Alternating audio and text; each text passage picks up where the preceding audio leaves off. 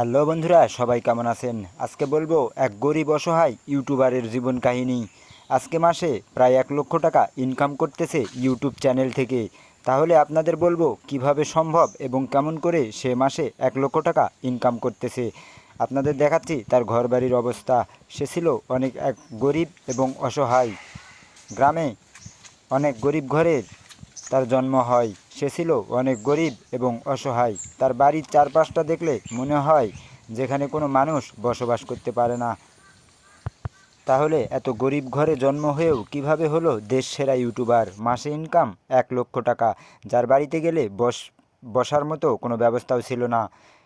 ভাঙ্গা চেয়ার তার ঘরে পড়েছিল, ভালো একটা চেয়ারও সে মানুষকে বসতে দিতে পারতো না। আসলে সে কিভাবে তাহলে দেশ সেরা ইউটিউবার হলো? তার বাড়িতে কোনো মানুষ গেলে বসতে দিবে এমনকি ভালো কোনো চেয়ার নেই, নেই কোনো ভালো পরিবেশ। অনেক অসহায় এবং দুর্বল হয়ে পড়েছিল ছেলেটি। তাহলে আজকে ছেলেটি অনেক সুন্দর মেয়ে দেখে বিয়েও করেছে, হয়েছে অনেক টাকা। এখন সে R15 বাইক নিয়ে ঘুরে বেড়ায়। শুধু তাই নয়, বিয়ে করেছে এক রাজকন্যাকে। শুধু তাই, আজকে তার টাকা হয়েছে, গাড়ি হয়েছে, বাড়ি হয়েছে, সুন্দর নারী হয়েছে শুধুমাত্র ওয়েবসাইটের টাকাই। কিন্তু তাকে অনেক পরিশ্রম করতে হয়েছে, দিনের পর দিন ইউটিউবে ভিডিও আপলোড করতে হয়েছে, দিনের পর দিন ফেসবুকে ভিডিও আপলোড করতে হয়েছে। এরপর তিনি পেয়েছে সফলতা। আর এভাবেই তিনি আজকে দেশ সেরা ইউটিউবার। আজকে মাসে ইনকাম করতেছে 1 লক্ষ টাকা। তার বাড়িতে গেলে মনে হবে একটি রাজপ্রাসাদ। তো বন্ধুরা, কিভাবে এভাবে একটা ভাঙচুর নষ্ট একটা বাড়ি থেকে এত টাকার মালিক হলো? বলবো তার জীবনের কথা, বলবো তার কষ্টের কথা, বলবো কিভাবে সে বাবার কাছ থেকে 10 টাকা নেওয়ার জন্য 10 মিনিট দাঁড়িয়ে থাকতে হতো, পকেটে ছিল না টাকা। 10 টাকা নেওয়ার জন্য তাকে অনেক পরিশ্রম করতে হতো, যেতে হতো মায়ের কাছে, এরপর যেতে হতো বাবার কাছে, কিন্তু কেউ তাকে টাকা দিত না। পকেট খরচ করার মতো তার কাছে কোনো টাকা ছিল না। সে নিরুপায়, অবশেষে রাগ করে চলে আসে রাজধানী ঢাকায়।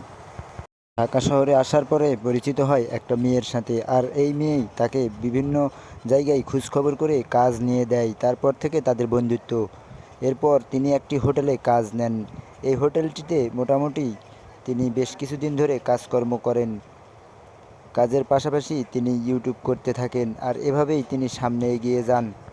শেষ হলেই দৌড়ে ছুটে যেত ভিডিও করার জন্য বিভিন্ন সাংস্কৃতিক অনুষ্ঠানে। যেখানেই অনুষ্ঠান হতো সেখানে সে দৌড়ে দৌড়ে চলে যেত এবং স্টেজের সামনে বসে সুন্দর করে ভিডিও আপলোড করত। আবার কাজে চলে আসতো আর কাজ করত। সারাদিন পরিশ্রম করত, আর চিন্তা শুধু একটাই, তাকে বড় ইউটিউবার হতে হবে। এভাবেই দিনের পর দিন তিনি ঢাকা শহরে কাজ করেন আর বিভিন্ন অনুষ্ঠানে যোগদান করেন এবং সেগুলো ভিডিও করতে থাকেন। এরপর আস্তে আস্তে সেই ভিডিওগুলো ইন্টারনেটে আপলোড দিয়ে থাকেন। তার একটি কাজ, সেটা হচ্ছে বিভিন্ন ধরনের ভিডিও করা এবং সেগুলো ইন্টারনেটে আপলোড করে দেওয়া। যেখানেই অনুষ্ঠান হতো সেই ভিডিওগুলো তিনি সংগ্রহ করতেন, করার পরে আস্তে আস্তে সেগুলো ইউটিউবে আপলোড করে দিতেন। এভাবেই আস্তে আস্তে তার ফলোয়ার এবং সংখ্যা বাড়তে থাকে। এভাবেই অবশেষে পেল সে সফলতা। আস্তে আস্তে তার সাবস্ক্রাইব বাড়তে থাকে আর এই ভিডিওগুলো মানুষ দেখতে থাকে। এভাবে দিনের পর দিন তার সাবস্ক্রাইব হতে হতে মাত্র 2 বছরের ব্যবধানে তার চ্যানেলটিতে প্রায় 10 লাখেরও বেশি সাবস্ক্রাইব হয়ে যায় আর পায় জনপ্রিয়তা।